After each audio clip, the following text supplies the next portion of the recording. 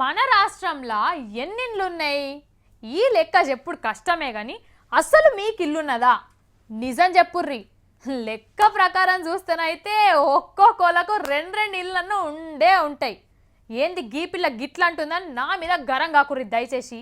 ఇదంతా పేపర్ లెక్క, సర్కార్ పేపర్ లెక్క అన్నప్పుడు మనం బరాబర్ నమ్మాల్సిందే.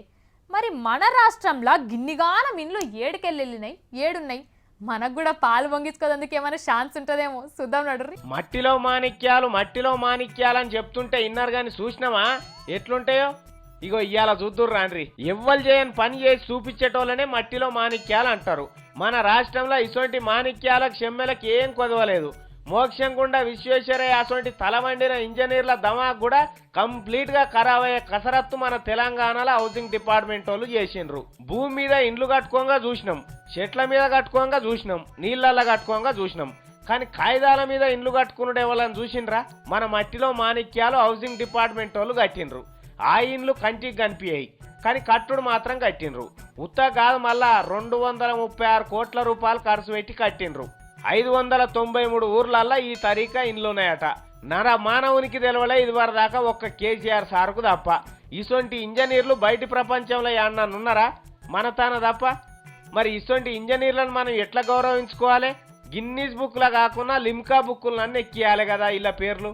కానీ మన కేసీఆర్ సార్ ఏం చేస్తున్నాడో ఎరికేనా? అవినీతి బుక్కులు ఎక్కిస్తున్నాడు.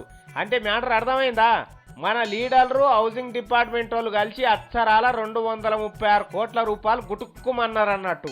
ఇండ్లు లేవు, మను లేవు, ఉత్తయే బిల్లులు తయారు చేసుకొని తిన్నారు. పేరు పేదోళ్ళది, పైకం ఇల్లదన్నట్టు.